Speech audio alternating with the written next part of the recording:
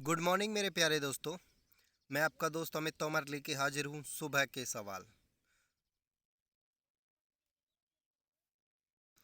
जो कि बने हैं कल रात तक की सुर्खियों से।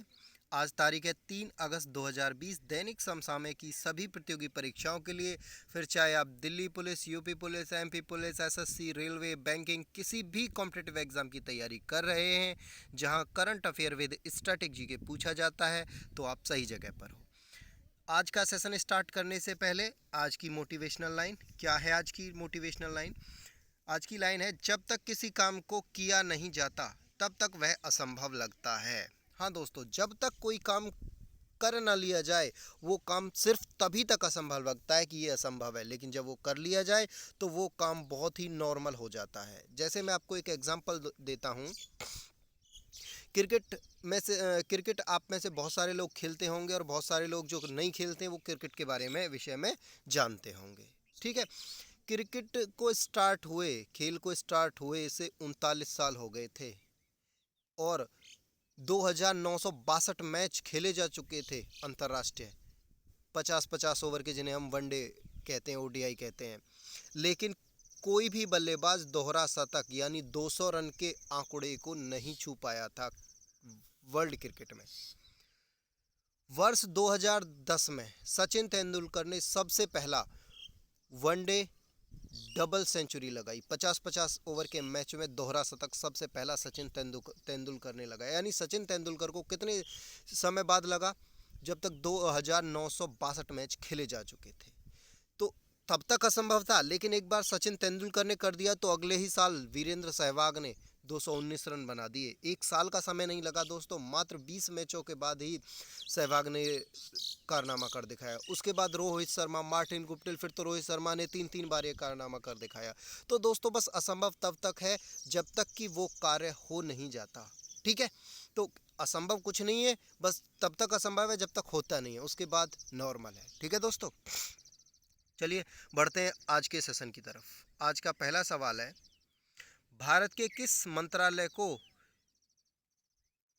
स्कोच गोल्ड अवार्ड से सम्मानित किया गया है? ऑप्शन ए गृह मंत्रालय, ऑप्शन बी है आपका कृषि मंत्रालय, ऑप्शन सी जनजाति कार्य मंत्रालय, ऑप्शन डी रक्षा मंत्रालय। दोस्तों इस सवाल का जो आपका राइट आंसर होगा वो होगा ऑप्शन नंबर सी, जनजातीय कार्य मंत्रालय। क्या है पूरी खबर, आइए समझते हैं। दोस्तों जनजातीय मंत्रालय ने सक्षम आईटी योजना के माध्यम से आदिवासी लोगों को सशक्त बनाने के दिए गए सहयोग को सम्मानित करने के लिए मंत्रालय को स्कॉच गोल्ड अवार्ड दिया गया। आदिवासी मामलों के मंत्रालय में डीबीटी मिशन के मार्गदर्शन में डीबीटी पोर्टल के माध्यम से छात्रवृत्ति योजना को एकत्रित कर करके आदिवासी समुदाय को सशक्त बनाया गया। इस वर्ष स्कॉच गोल्ड अवार्ड का 66वां संस्करण India responds to COVID through digital governance नाम से आयोजित किया गया था। ठीक है दोस्तों, ये थी ये पूरी खबर। चलिए बढ़ते हैं अगले प्रश्न की तरफ। अगला प्रश्न है दोस्तों आपका, जम्मू और कश्मीर में कितनी अमृत फार्मेसियों की स्थापना की गई है? Option A 5, option B 24, option C 17, option D 12। दोस्तों आपका राइट आंसर होगा ऑप्शन नंबर डी, 12 अमृत फार्मेसियों की स्थापना जम्मू और कश्मीर में की गई है। क्या है पूरा मामला, आइए समझते हैं। दोस्तों जम्मू कश्मीर राज्य में 12 नई अमृत फार्मेसियों की स्थापना की गई है। इन फार्मेसियों को लॉन्च करने का जो मुख्य उद्देश्य है वो है कंज्यूमर के दवाई खर्च को कम करना, यानी यहाँ आपको सस्ती दवाइयाँ मिलेंगी। अमृत फार्मेसी स्टोर पर अब कैंसर और हृदय रोग के इलाज में प्रयोग की जाने वाली दवाइयों पर 60% तक की छूट दी जाएगी। अमृत फार्मेसियों को आयुष्मान भारत प्रधानमंत्री जन आरोग्य योजना राष्ट्रीय स्वास्थ्य नीति के अंतर्गत जोड़ा गया है। ठीक है दोस्तों, यानी अब इन फार्मेसियों पे आप सस्ती दवाइयाँ 60% की छूट पर दवाइयाँ ले सकते हो। चलिए बढ़ते हैं अगले प्रश्न की तरफ।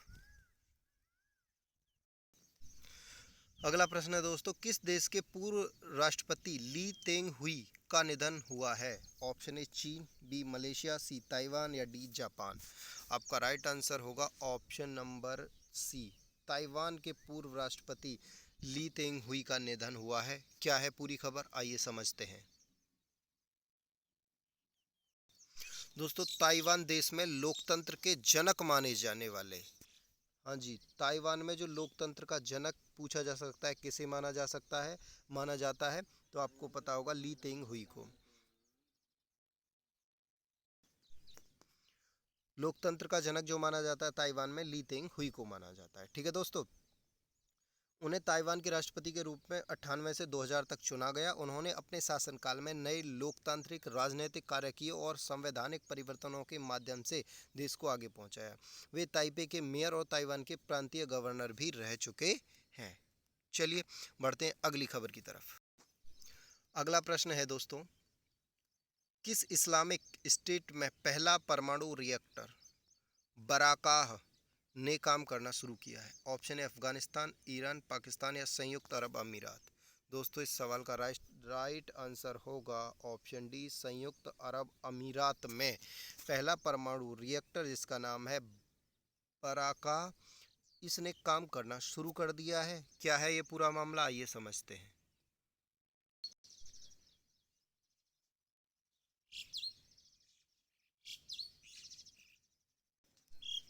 दोस्तों, तेल से समृद्ध खाड़ी देश यूएई के आबू धाबी में अरब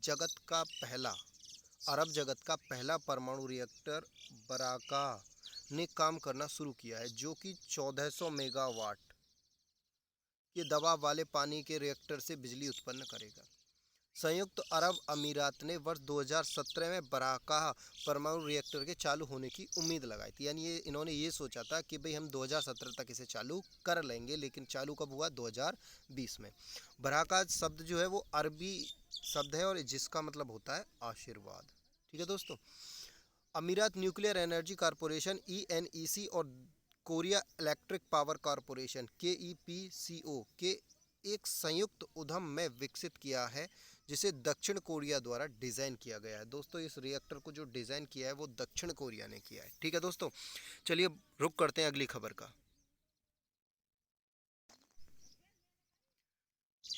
ब्रिक्स पर्यावरण मंत्रियों की छठी बैठक की अध्यक्षता किस देश ने की है? ऑप्शन ए रूस, option B Japan, option C Brazil और ऑप्शन सी फिलिस्तीन। दोस्तों, इस सवाल का राइट आंसर होगा ऑप्शन नंबर ए, रूस। ठीक है दोस्तों, क्या है पूरी खबर, आइए जानते हैं विस्तार से।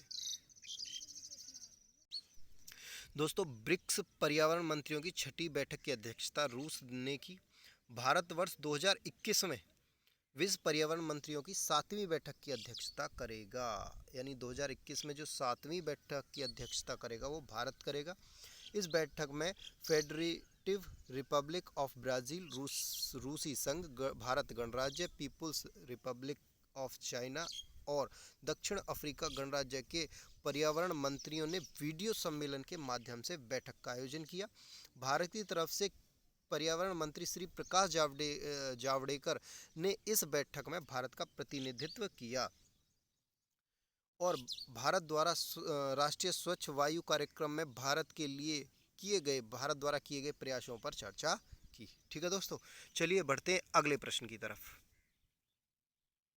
दोस्तों, अगला प्रश्न है आपका, ट्रांस यूनियन सिविल ने किसके सहयोग से MSME सक्षम पोर्टल लॉन्च किया है? Option A SIDBI SIDBI, option B DRDO, option C ISRO या ऑप्शन डी BHEL। तो दोस्तों, राइट आंसर होगा आपका सिडबी। क्या है पूरा मामला, आइए समझते हैं। दोस्तों, भारतीय लघु उद्योग विकास बैंक सिडबी ने one stop knowledge portal launch करने के लिए ट्रांस यूनियन सिविल के साथ समझौता किया। MSME सक्षम पोर्टल एक वृहद शिक्षा एवं ज्ञान मंच है जो कि क्रेडिट दाताओं के प्रबंधन में MSME की मदद करेगा। इसे लॉन्च करने का मुख्य उद्देश्य MSME क्रेडिट दायित्व के प्रबंधन, जागरूकता और सस्ती वित्तीय सहायता और क्रेडिट लाइफ साइकिल के अंतर्गत उसका मार्गदर्शन करता है। ठीक है दोस्तों, चलिए रुक करते हैं अगली खबर का। दोस्तों, अगला प्रश्न है आपका, आर पावर और JERA ने किस देश में बिजली परियोजना के लिए ऋण समझौते पर हस्ताक्षर किए हैं? Option A Bhutan, B Nepal, C Sri Lanka या डी बांग्लादेश। राइट ऑप्शन होगा आपका ऑप्शन नंबर डी बांग्लादेश। ठीक है, बांग्लादेश ने आर पावर और जेरा ने एक बिजली परियोजना की है, उसके लिए ऋण समझौते पर हस्ताक्षर किए हैं। ठीक है दोस्तों आर पावर मतलब रिलायंस पावर और जेरा जापान की एक ऊर्जा कंपनी है। इन दोनों ने गैस आधारित थर्मल पावर उत्पादन परियोजना के तहत समझौता किया है। ठीक है दोस्तों, रिलायंस पावर ने बांग्लादेश में मेघना घाट में 745 मेगावाट प्राकृतिक गैस संयुक्त चक्र बिजली परियोजना के तहत $642 मिलियन ऋण देने की घोषणा की है।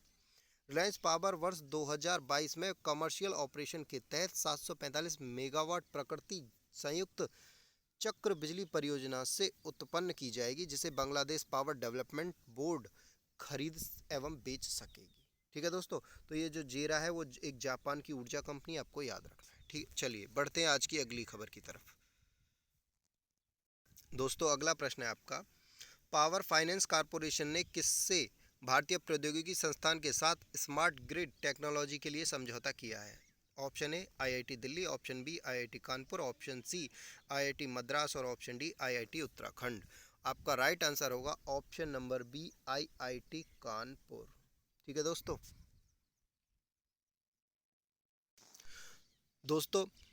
पावर फाइनेंस कॉर्पोरेशन पीएफसी में भारतीय प्रौद्योगिकी संस्थान कानपुर के साथ स्मार्ट ग्रिड टेक्नोलॉजी के लिए समझौता किया।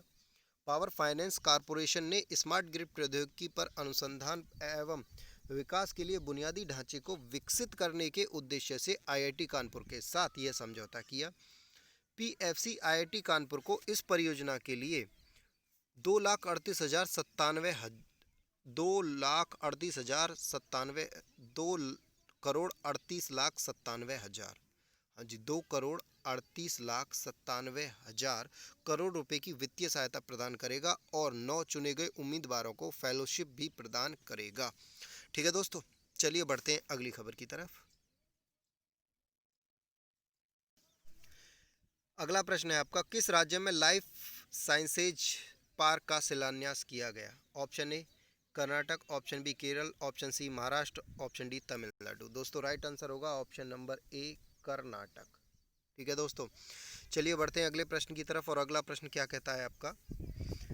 अगला प्रश्न है आपका, किस राज्य सरकार ने मराठा समुदाय को ईडब्ल्यूएस कोटा का लाभ न देने की घोषणा की है? ईडब्ल्यूएस दोस्तों आप सब जानते होंगे, ईडब्ल्यूएस वो है जिसके तहत जो स्वर्ण है उनको 10% आरक्षण दिया जाता है उनकी इकोनॉमिक कंडीशन के आधार पर। अब आपको बताना क्या है कि भाई ईडब्ल्यूएस की फुल फॉर्म क्या है, ये आपको मुझे कमेंट बॉक्स में ज़रूर कमेंट करके बताना है, ईडब्ल्यूएस की फुल फॉर्म। ठीक है दोस्तों, अच्छा तो अब ऐसी एक राज्य सरकार है जिसने ईडब्ल्यूएस का जो कोटा है वो मराठाओं के लिए ना देने की घोषणा की है। Option A Delhi, option B Uttar Pradesh, C Rajasthan या डी महाराष्ट्र। राइट आंसर होगा ऑप्शन नंबर डी महाराष्ट्र। ठीक है दोस्तों, ये हैं आपके आज के 10 सवाल। बढ़ते हैं आज की इम्पोर्टेंट बुक्स की तरफ। दोस्तों आज की इम्पोर्टेंट बुक है, पहली बुक है आपकी ए short history of Indian railway, जो लिखी गई है राजेंद्र बी अखलेकर के द्वारा। और आपकी दूसरी बुक है India lost frontier, the story of the north west frontier province of Pakistan, जो लिखी गई है आपका राघवेंद्र सिंह के द्वारा। ठीक है दोस्तों, ये थे आज के महत्वपूर्ण सवाल। उम्मीद करता हूँ आपको ये सेशन अच्छा लगा होगा। अगर अच्छा लगा है तो इस सेशन को लाइक शेयर सब्सक्राइब करना ना भूलें। मिलते हैं कल की क्लास में, तब तक के लिए बाय बाय।